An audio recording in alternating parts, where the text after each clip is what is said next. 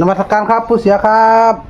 โอ้สิให้เลิกไทยวะครับผมมาว่างแล้วครับอาจารย์มื้อนี้โอ้เลิกเหล้าบ่เลิกเหล้าบัดชุดเต็มของมันเขา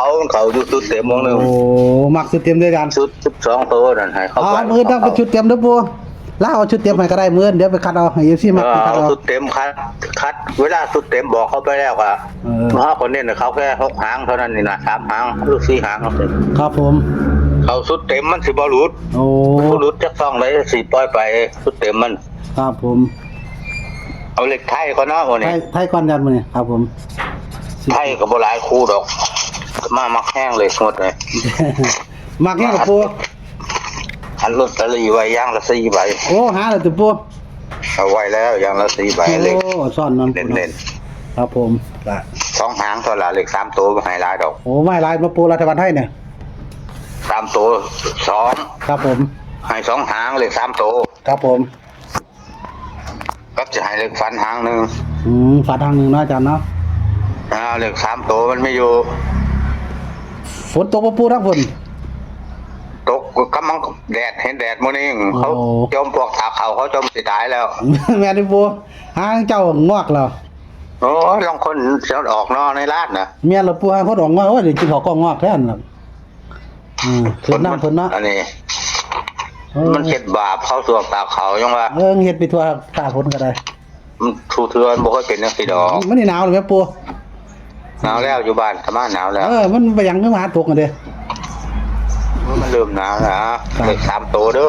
3ตัวเลยนะปู่เนาะ3ตัวให้แค่2หางเท่านั้นเด้อครับผม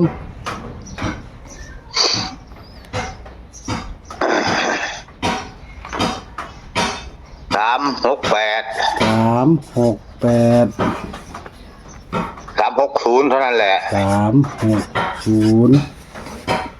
อันนี้3ตัวนะปู่เนาะ368 360ฟันธรรมะมันได้472ก็427ฟันบ่ปู่เลขฝันมันว่าคนมาบอกนั่นล่ะโอ้คนมาบอกเป็นตัวนี่เด้อปู่ได้ยินในหูเลยนั่นน่ะเดี๋ยวเอาเลขคำนวณมาเดี๋ยวกันปู่เดี๋ยวต้องปู่มาฟังให้ฟังเนี่ยสูตรนำเด้ครับคือเลขสูตรมันก็เด่นนำเลขสูตรมันเด้ครับเดี๋ยวเลยล่ะเลขสูตรมันเดี๋ยวคำนวณมาแล้วต้องเว้าฝันสู่ฟังได้ปู่เอาคำนวณ2ตัวล่ะให้ไป2หางนั่นโอ้ตัดบ่ปู่68 86นั่นเอา86แล้วก็60แล้วก็25เด้อเลขคำนวณแต่มันมีอยู่4หางมันมีอยู่เลข2ตัวมีอยู่68 25แล้วก็60คำนวณได้เนี่ยครับไอ้4คู่6886นะปู่เนาะสกับบอกก็ได้เท่านั้นแหละเลขคำนวณบ่ตัดเอาตัวเด่นมันให้นะเดี๋ยวผมอ่านให้ฟังดูปู่แม่นบ่นี่86 6025แล้วก็68นั่นแหละ8668ครับนี่นะปู่เนาะครับเลขล่างต่างหากได้แบบนี้ล่างต่างหากบ่ปู่เลขล่างวิ่ง3ตัวเดียวเลยเลขบนวิ่ง6นะครับวิ่ง6นะปู่เนาะเลขล่างฟันไป3กับ2นั่นแต่วิ่ง3นั่ง3กับ2ครับมันสิมีอยู่36 37 37ละปู่26 27เท่านั้นแหละเลขล่างนะปู่เนาะตกกันมันก็มีอยู่นี่ตกกันมัน35กับ31เป็นกันล่างบ่ปู่แต่ตะปูนเน้นอยู่2หางเด้อครับเน้นตัวใดปู่เน้น27กับ36 27กับ36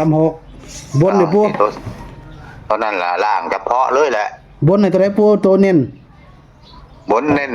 ติด6เน้นเลยติด6ได้6วงบนนะปู่เนาะติด6ครับผมมี2หางมันตัวติด6อยู่ฟันได้ปู่บัดนี้ฟันฟังนำได้ครับฟันโอ้ยฟันว่าเขาอันนี้ลึกหน่อยมันมาจมกันเนาะว่าสิให้เลขฟันนี่ล่ะเลขล่าวก็เด่นมันมาจมให้ฟังมันนับ1 2 3แล้วมันเปลือ10 1 2 3แล้วก็มันบอกเลขได้แล้วมันจังนับ จะมาเขียนไว้นี่439บ้าน หาง ผู้บอก เดีย ผ ว ม เลยแหละ ผู้บอกผม427หนูแม่นบ่ปู 427กับ439 โอ้เลยฟันเนี่ย สองหาง จะตีสองหางเท่านั้นตีบ่หลายถ้ากระตัดก็เอาตัวนั้นแหละสองหางนั่นแหละ เด็กน้อยมันว่าได้กับปูเด็กน้อย มันหายเขียนเลขหายจังซี่แหละมันไปนับมันไปบอกกันเนี่ยมันนับ1 2 3แล้วมันว่า14 15 โอ้ เพราะนี่มันบอกกันนะ ตัวเขียนเลขให้เป็น427 เขียนเลขหายสองหางนี่แหละ 427กับ439เนี่ย มันก็ไปนับกันแบบนี้มันนับมือกันมัน1 2 3แล้วก็14 15มันว่า เอานี่เป็นสัตว์ ได้ยินในหูเลยเลย โอ้ แต่ตะมาฝันเคยเข่าตรงๆเลย ครับส่วนนี้เป็นแบบได้ปูแบบอันเขาเขียนให้หรือแบบเขาเอากันปู เพราะมันบอกกันซื่อๆน่ะนะ แต่เลยกันนี่3ตัวนี่มันเขียนหายเลยแหละ ครับโอ้เอา3ตัวเขียนให้นะปูเนาะลงเนาะ สองหางเท่านั้นแหละ ยังบ่หลายตัวครับ แต่มันจะไปถือกับเหล็กเหล้าตะบูเฮ็ดไว้439นี่มันถือกับเหล็กเหล้าเหล็กเด่นนะไหม ครับ เฮ็ดเหล็กเหล้าไว้มันเข้าบ่จังฝันเกี่ยวเหล็กนี่ว่าเหล็กเหล้ามื้ออื่นยังเอาก็ได้ดอกเด้อ ครับปูเงินละปู ตกใกล้มือเอาไป ครับผม แต่มาเฮ็ดตัวนี้ล่ะเน้นไว้เหล็กเหล้านี่มันมาฝันนี่ ครับเดี๋ยวลาเขาตั้งอาทิตย์นึงนะปูเนาะเรื่องสิว่าสับสน เหล้าพาวันอาทิตย์ เราเงิน แต่มั่นใจเต็มร้อยเลยเหล็กล่างแล้ว เด็กล่างปูมักโมงอ่ะเนี่ย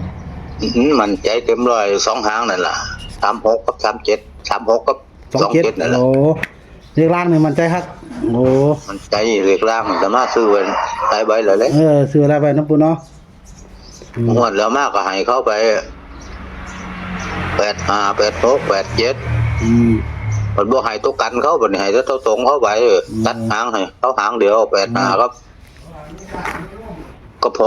6006มันมาตัวกันนู้ ครับ มันถืออยู่ของถือตัวกัน ครับ ก็ซ้ำมันบ่ถึงแล้ว ครับผมเขาก็จะประมาณนั้นนะปูเนาะ แต่มันก็ยังดีไว้มันได้เลขท้าย3ตัวอยู่หมดแล้วมา ครับผมเอาน้ำมันเลยทั่วไหนปูฟังเด้อนะครับวันตรงกันบ่ ปูให้รัฐบาลไทยมาเนาะมีเลข3ตัวก่อนนะครับ368 360จับให้8668 60แล้วก็25นะครับส่วนเลข ฝันให้สองหางนั่นแหละ ครับส่วนเลขล่างนะปูเนาะเลขล่างมาเนี่ยล่างนี่36 37 26 27ชุดกันก็คือ35กับ31ครับ นั่นแหละ ฝันนี่มีมัน427กับ439เด็กน้อยมาบอกเขียนให้นะปูเนาะ เขียนอยู่ว่า1 2 3 โอ้บ่าวดอกปูมันสิหลายไปสิหลายบ่ปู มันหลายไม่ต้องเขียนดอกว่าฟังเขาได้ยินเขาก็ซื้อ ครับ ดอก ตัวเลยบอกกัน1 2 3 14 15เห็นบ่ปู 14 15มันว่าโอ้ ไปเชียงรายเด้อเนาะปูเนาะมันหลายโพด บ่ต้องเขียนดอกเขาฟังเขาก็ฮู้แหละผู้เขาฟัง